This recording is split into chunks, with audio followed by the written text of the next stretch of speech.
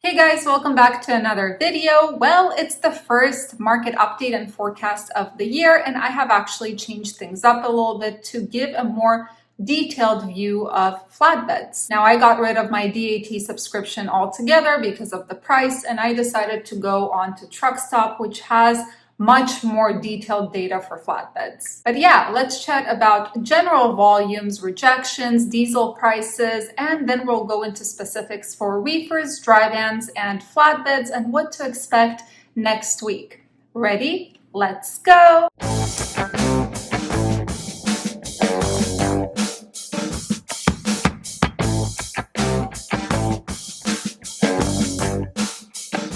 All right, guys, unfortunately, my microphone died, so I'm going to try and speak up and then edit the volume to make sure it all works. But let's go ahead and get started. So number one is trucking authorities. Now, trucking authorities, we only have data since the 24th of December. We don't have the data for the last week, but as of the 24th of December, week over week, we lost 1,194 carriers. Now, if you're interested, I also managed to dig up from FTR Intel new for hire trucking companies, which shows us a monthly number. This is not week by week, but it shows how many people actually got into the industry. And as of December 2023, we can see that it is pretty much inching towards normal, right? So it started going down since 2022 and is consistently following that pattern. All right, now volumes. The light blue line, this is last year, and this line right here, if you can see it right at the beginning, this is this year. So what we can see is that volumes, they're following the same pattern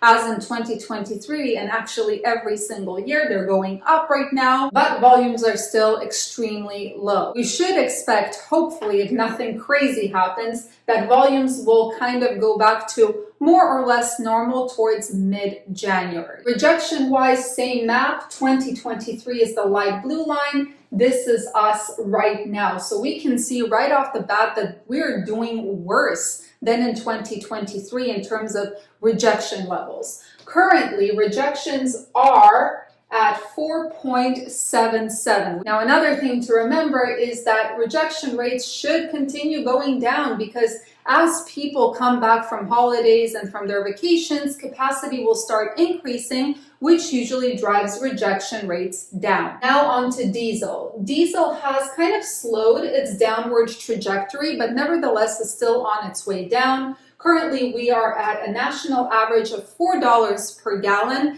And as a reminder, according to Gas Buddy, they are predicting that diesel will decrease incrementally throughout this year with a peak of, I don't remember if it was $4.13 or $4.17 in March. Let's touch on the spot market. This is a chart by FTR Intel, and we have three lines here. The blue line is the reefer, the green line is the dry van, and the orange line is the flatbed. And this is from 2017, right?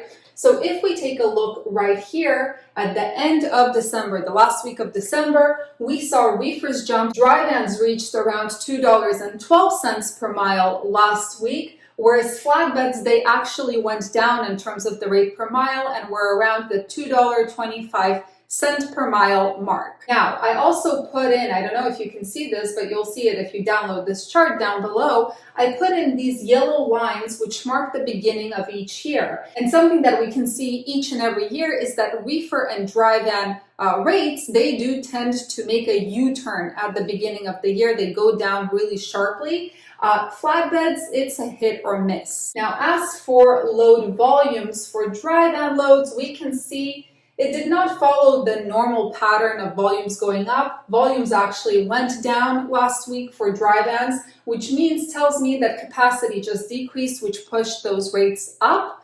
Then we have refrigerated, where volumes did go up at the end of the year, which is normal to see. And finally, we have our poor flatbeds that had the lowest volume in the whole year, and they do tend to go down towards the end of the year. Last week, there was absolutely nothing for flatbeds to haul, at least not in the areas that we found ourselves in. All right, let's focus on flatbeds for a second, starting with the head haul index. The darker an area on this map, these are market areas, the more loads there are compared to trucks. So you want to stay in those darker areas. You can actually see that the south is the place where there are, for the most part, more loads than there are trucks, whereas the West Coast is definitely not the place to be. Now, this is all wonderful and dandy, but I did some digging and I put together a map for you guys that shows by states the load to truck ratios, which I think is much more helpful. So here it is. It's going to be downloadable down below. If you can see, there are some numbers here. Any red area is where there are less than 1 load per truck, which means that really there is overcapacity. Any beige area like Montana and Wyoming, this is where there is 1 load per truck. Orange states are where there are 2 loads per truck, and then the green is where there are over 3 loads per truck. So green states good, red states bad. As you can see, for the most part, there is really either not enough volume for flatbeds or there's overcapacity, but most of the US is red. However, the best places to be are West Virginia, where there are almost 4 loads per truck, Alabama, 3.5 loads per truck about, Louisiana, 3 loads per truck, and Mississippi, almost 7 loads per truck. Mississippi is definitely the winner here. All right, now on to reefers, the head haul map. Remember, the bluer a market area is, the better it is because there are more loads than trucks there, more negotiating power. For reefers, the best areas right now are the Ontario, California market and the Chicago, Illinois market, maybe even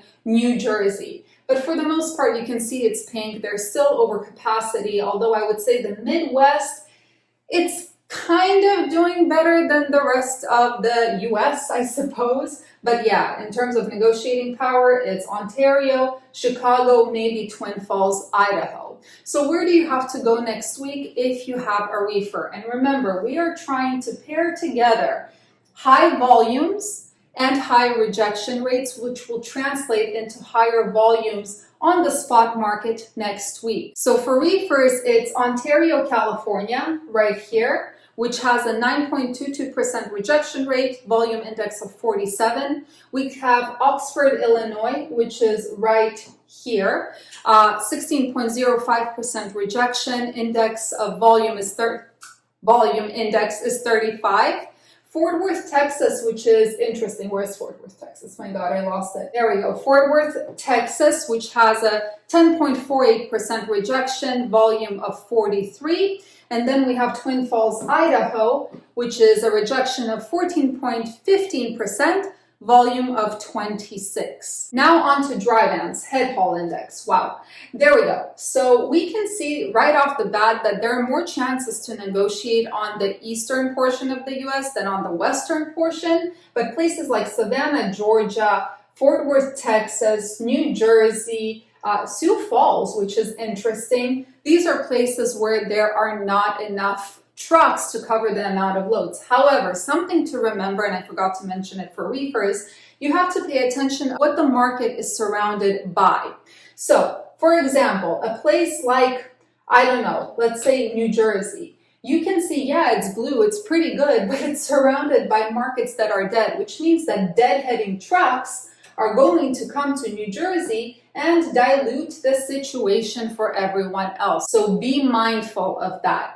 So where is the best place to go if you have a dry van next week? Now, unfortunately, there is no rhyme or reason here. It's either you're going to a place that has high volume and low rejection, or has high rejection and low volume, both of which are not good for the spot market, because either you're stuck with no loads to choose from, or you're stuck with really, really crappy rates. However, looking at these two maps, rejection, volume, I would say that the best places to stay is the Midwest, because there the rejection rates are from 10% to 17%. And another place to possibly check out is Twin Falls, Idaho, where the rejection is 38.76%, with a volume index of 64. Something to remember, for dry vans, there's always going to be way more volume than for reefers, so definitely worth checking it out. So there you have it. It might be the new year, but nothing has really changed in the market for the better quite yet. The only consistently positive news I have seen over the past 2 months or so is the fact that diesel prices are continuing to go down. But we should not forget that January through March is usually the quiet season, and even in the best of times, this is known as the worst time of the year. Anyway, guys, wishing you all an amazing weekend, and I'll see you in the next video.